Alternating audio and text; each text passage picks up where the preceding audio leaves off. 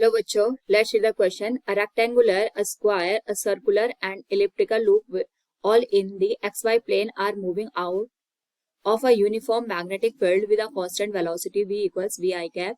The magnetic field is directed along the negative z-axis direction.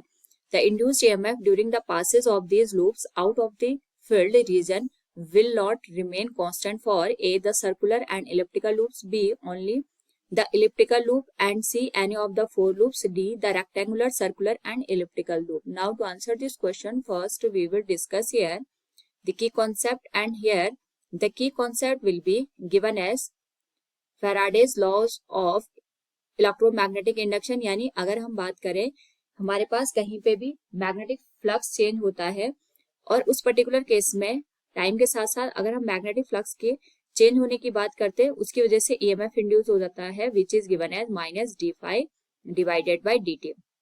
यहाँ पे हमारे पास जो फाई है ये मैग्नेटिक फ्लक्स को शो करता है which is given as EMF equals minus d by d t. Flux को हम लिख सकते हैं बी ए कॉस थीटा के बराबर.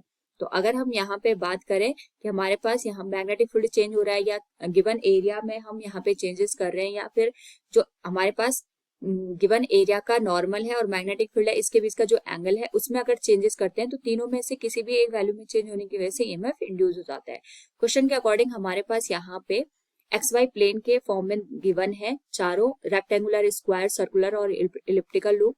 तो सपोज ये हमारे पास यहाँ पे रेक्टेंगुलर लूप गिवन है, इसी के करस्पॉन्डिंग साथ साथ में हमारे पास यहाँ पे जो स्क्वायर है वो भी गिवन है और एक सर्कुलर और इलिप्टिकल लूप भी मैग्नेटिक फील्ड में हमें दे रखा है.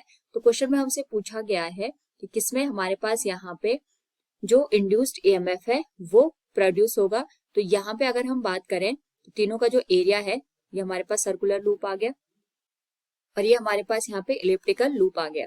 तीनों चारों को हमने यहाँ पे मैग्नेटिक फील्ड में रखा है. अगर हम बात करें यहाँ पे इंड्यूस्ड ईएमएफ के चेंज होने की तो वो फ्लक्स पे डिपेंड करता है that is given as B A cos theta.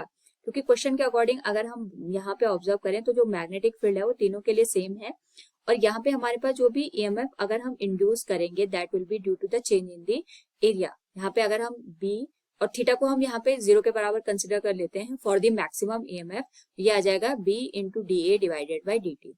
Now अगर हम यहाँ पे मैग्नेटिक फील्ड की बात करते हैं तो क्वेश्चन के according that is along the negative Z axis. Z axis का मतलब हो गया इनवर्ट डायरेक्शन में हमारे पास यहाँ पे मैग्नेटिक फील्ड इंडिकेटेड है. तो इनवर्ट को हम यहाँ पे क्रॉस के साथ इंडिकेट कर लेते हैं. नाउ यहाँ पे अगर हम चारों लूप की बात करते हैं उस पर्टिकुलर केस में किसी भी मैग्नेटिक फील्ड के थ्रू अगर हम बात करेंगे एरिया में चेंज आने की तो हमारे पास यहाँ पे अगर हम देखें जो हमारे पास सर्कुलर लूप है और जो हमारे पास इलिप्टिकल लूप है इसका जो एरिया आएगा वो किसी भी मैग्नेटिक फ्लक्स के थ्रू या फिर मैग्नेटिक फील्ड के थ्रू वो चेंज होगा.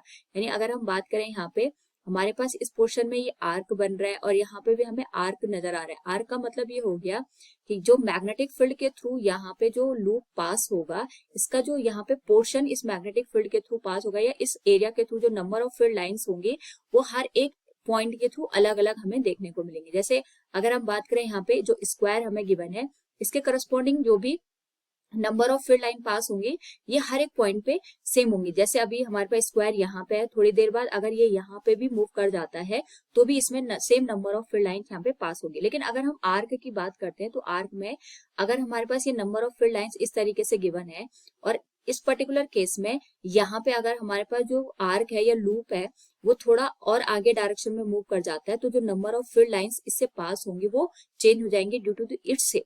इसकी शेप की वजह से हमें ये नंबर ऑफ फील्ड लाइंस यहाँ से डिफरेंट पास होते हुए नजर आएंगे. लेकिन जो रेक्टेंगुलर और स्क्वायर लूप है उसमें नंबर ऑफ फील्ड लाइंस यहाँ पे हमें सेम नजर आएंगे.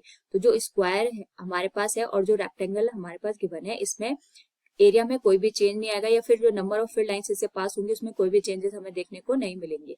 तो जो भी ईएमएफ इंड्यूस होगा वो हमें यहाँ पे सर्कुलर और जो इलिप्टिकल लूप हमें दे रखा है उसी में हमें चेंजेस यहाँ पे नोटिस होंगे. So from the given question अगर हम बात करें यहाँ पे तो we can say here the induced EMF during the passes of these loops out of the field region will not remain constant for circular and elliptical loops. Option A will be the right answer. Hope all you understood it. Thank you and best of luck.